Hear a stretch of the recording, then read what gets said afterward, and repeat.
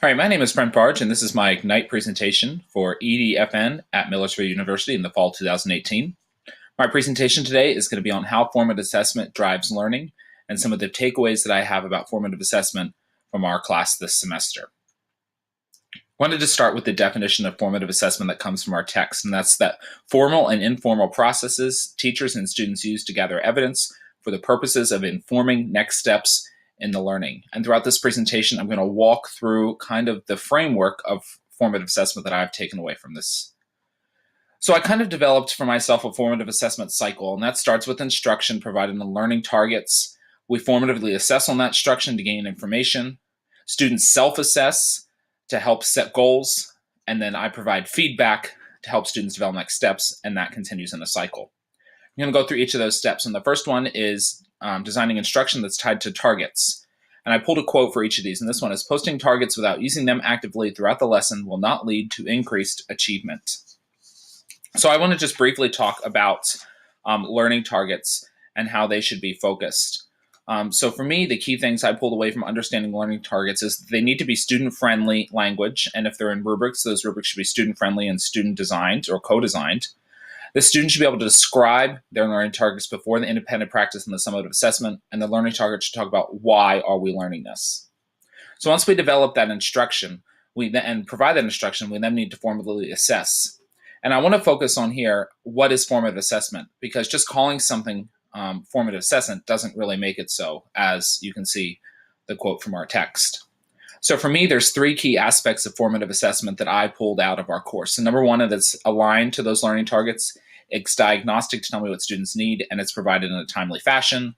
There's feedback in this formative assessment that leads to action, and that the formative assessment includes self-assessment in some way. I wanted to very briefly talk about the differences between formative and summative assessment. The big things for me, formative assessment tells me what needs to happen, whereas summative assessment tells me where students are. Formative assessment is during instruction, summative assessment is after, and formative assessment helps students grow, whereas summative assessment tells them what's right and wrong. There's a lot of different types of formative assessments that we can give, and we looked at a lot of those in class, ranging from informal checkups or maybe student performances and presentations to paper-based, which is what I've really focused on in my class, and I'm going to share about a little bit, to all of the different technology resources that we've looked at throughout our course. The third part of this the cycle to me is effective feedback, and this is one that I've been focusing a lot on. And the quote I pulled here is that the type of feedback we offer can change our classroom culture so that students think and act like learners rather than grade grabbers or homework completion machines. So we want this feedback to be informative, and there's 6 types of feedback I pulled from the text. Intentional, addressing partial understanding. It doesn't do the thinking for the student. Focused feedback is tied directly to the learning. This is something we need to learn. Or success feedback, identifying successes or strategies that students use that were good. Other types of feedbacks include next step feedback and identifying areas to improve and gives enough info for students to take a next step.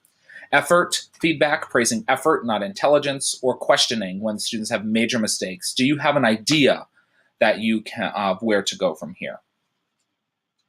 One big thing that I've really had conversations with my colleagues about is how feedback does not equal grades, and formative assessments to me do not equal grades. A grade, as explained well in our book, is a summary evaluative judgment.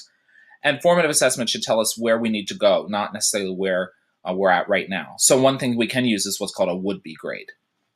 The other major part of formative assessments in the cycle to me is self-assessment. And because students respond more positively to feedback if we ask them to describe what they have done, where they think they've succeeded, and where they think they have not. And this is something that I've implemented in my classroom that I want to talk about a little bit. For me, self-assessment in my classroom, and how I've internalized this, has 4 main areas. Students self-assess during an assessment. Afterwards, they look at their performance and self-assess their performance based on what they thought. They set a learning goal for themselves or identify areas, and then they make a plan. Here's an example of a form, or very similar to a form that I've been using in my class. As students go through the assessment, they mark confident or unsure. After we go over it, they mark whether it was right, it was a fixable mistake, or whether they don't get it.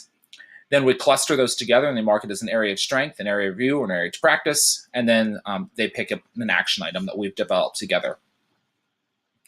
So tying this all together, there's a lot of benefits of formative assessment. The one thing I really liked that I heard from the book was the one student that said, I love taking quizzes in this class, because that's really telling us that those students have transitioned to understanding that formative assessments and quizzes are going to help them become better learners. And one thing we have to remember as we give these formative assessment and tasks in our classes, what is the learning orientation? We want it to be a goal orientation where students are asking themselves, what's the learning goal of this task? And not performance as what does my teacher want out of me, or task completion, or I just know that I need to get this done.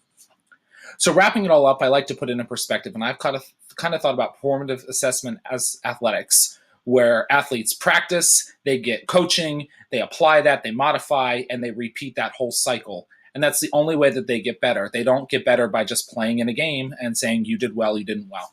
And I think about these two famous athletes on the screen here. Brandi Chastain was off of the women's national team for 3 years before she scored the winning goal in the World Cup in 1999. And Michael Jordan didn't make his high school basketball team. They would have been nowhere without the practice or without the formative assessment, and we need to bring that to our classrooms as well.